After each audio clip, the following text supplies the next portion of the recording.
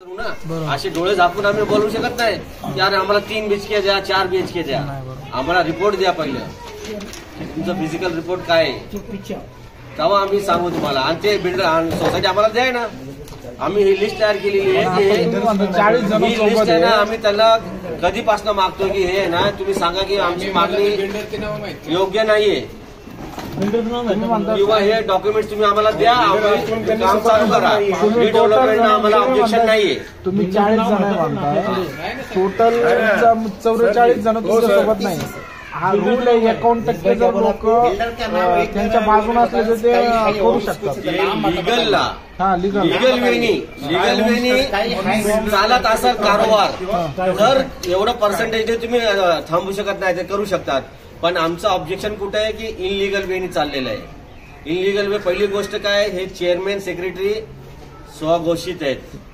Election न झालेले chairman हे लोक डिसिजन घेऊ शकत नाही. तुम्ही आत्ताच काय याच्या आधी का कारण का माहितीये का, सोसायटी आहे ना, सोसायटीचं काम कसं असतो सगळीकडे लक्ष द्यायचा. पण आमच्या सोसायटीचा सगळं इंडिव्हिज्युअल प्रत्येक बिल्डिंग वाले आपल्या पाणीचा सोय, लाईटीचा सोय स्वतः बघतात. सोसायटी काहीच बघत नाही. या लोकांनी तक्रार का केली नाही? तुम्ही 1 वर्षाला मिटिंग होणं महत्वाची असते, सगळे सांगतो. काय माहिती का, टेंडर म्हणजे मागवलीच नाही तुम्ही. जे टेंडर मागवायचे होते ना 2-3 बिल्डरचे, आणि मग त्याला आपल्याला म्हणजे कम्पेअर करता आलं पाहिजे होतं. तिथून पुढं मग आम्हाला थोडं स्ट्राईक झालं की काहीतरी वेगळ्या डायरेक्शन चाललंय की हा बिल्डर डायरेक्टली आला कसा काय, हा सिलेक्ट कसं काय झाला, आणि फायनल पण झालं. मग आम्ही तिथून पुढं मग ऑब्जेक्शन घ्यायला चालू केलं. बिल्डरचं नाव काय? बिल्डरचं फॉर्मचं नाव काय? फॉर्मचं नाव काय? तेच माहिती नाही. काय होम? त्यांना जर मान्य असेल सगळ्या गोष्टी, सगळ्या गोष्टी मान्य असेल, यांना विश्वासच घेतला नाही. ते इनलिगल आहे ना. आमचं ऑब्जेक्शन काय आहे, चेअरमॅन विजय लोखंडे पॉलिटिकल प्रेशर वापरतात का ते? पॉलिटिकल प्रेशर वापरतात का राजकीय नाही, अजून तरी नाहीये. पण आम्हाला या गोष्टीची भीती वाटते, उद्या जर आम्ही खाली केलं नाही, उद्या यांनी कुठल्या गुंडगर्दी किंवा कुणाला बोलून जबरदस्ती करेल. हे बघा, इथं सगळे सर्वसामान्य माणूस आहे. इथं कोणी मोठे पैसेवाले माणूस नाहीये का कोणी बिझनेसमॅन नाहीये.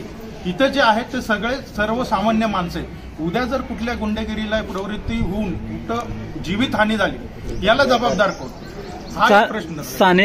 स्थानिक राजकीय पुढारी, माजी नगरसेवक यांच्याकडे देखील ही तुमची चर्चा झालेली असं समजते. काय झालं होते नेमकं त्यात चर्चा? कसं माहितीये का सर, आतापर्यंत स्थानिक नगरसेवक कोण हेच आम्हाला माहिती नाहीये. दुसरी गोष्ट, इतके वर्ष आता स्थानिक माजी नगरसेवक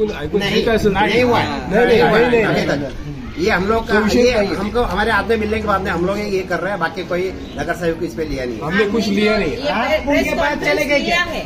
ये आपने आपका लास्ट स्टेप लिया है, बट इसके पहले क्या आपने जो चेयरमैन है, सेक्रेटरी है, जो भी है, क्या आपने उसको जैसे आज यहाँ पे आप बैठे हो, क्या आपने वो लोगों को बिठाकर आपने चर्चा की है? मिलने के लिए वो लोग ऐसा अकड़ के बात कर रहे हैं, मतलब कभी बात करने के तैयार नहीं. उनको उनसे बात करने की तमीज ही नहीं है. वो डायरेक्ट ऐसा देख के ऐसा बात करता है कि मतलब नहीं है. बाकी लोग उसमें कुछ लोग उसके ऑफिस में बैठा हुआ रहता है, सब मिलकर समाधान की चर्चा तो आएगी, किया नहीं अभी तक.